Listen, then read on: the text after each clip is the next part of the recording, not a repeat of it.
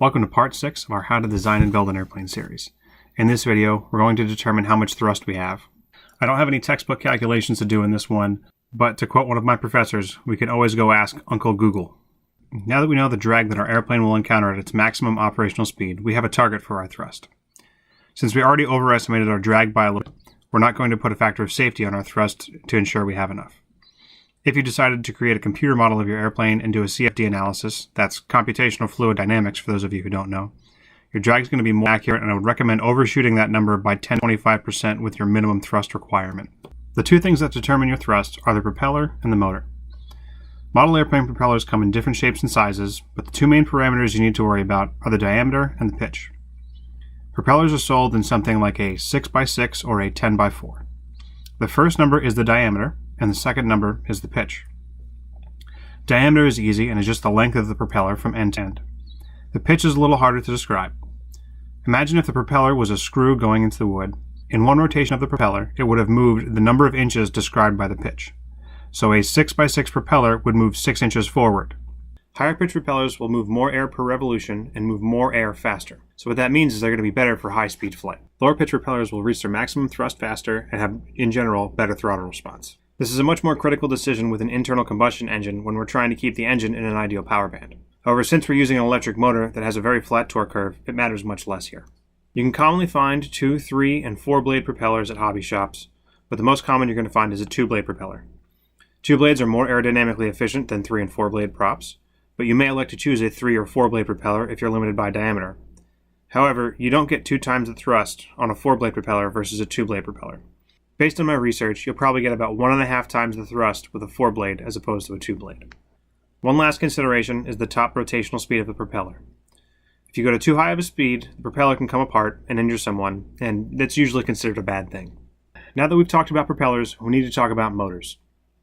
So when you buy electric motors, they're often rated in kV, which is definitely not kilovolts or thousands of volts like I originally thought.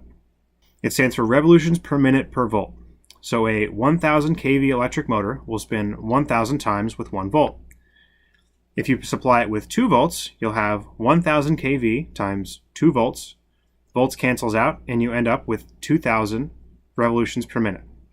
The first motor I bought off of Amazon says it's 1000 kV and has 240 watts of power, which works out to about 0.32 horsepower. If you remember, I'm shooting to make this airplane about 30% the size of my original airplane I made in college, which had a 1 horsepower motor, so we should be right on target with the power required.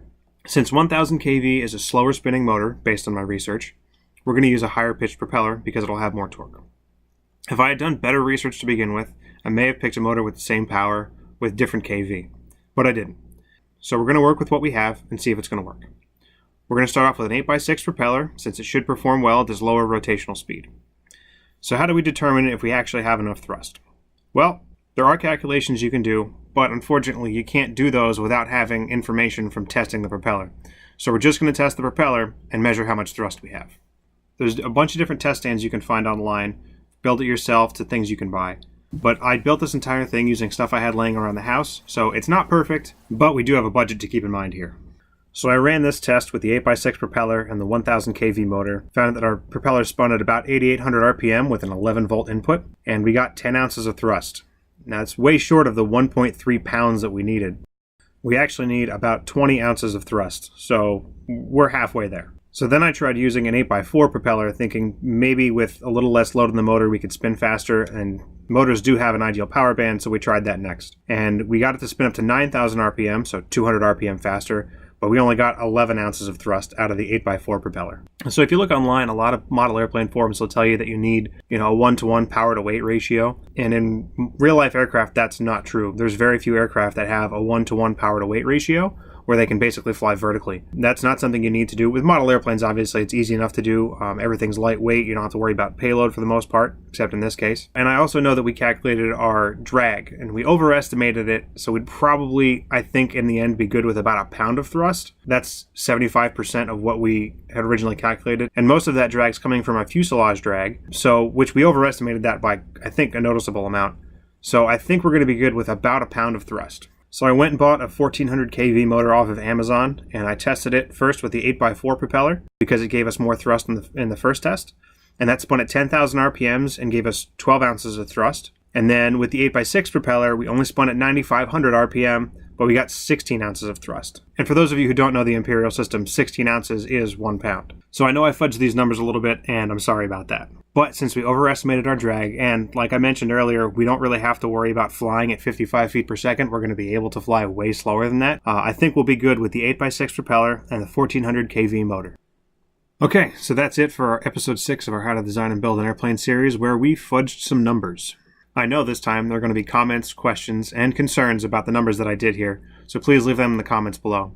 If you have any ideas for future airplane or non-airplane projects, you can also drop them in the comments. Check out the rest of our How to Build an Airplane series, where we cover the entire process from top to bottom on how to build an airplane. You can follow us on Twitter and Instagram @HugeBears. Please like, share, and subscribe. Thank you for watching.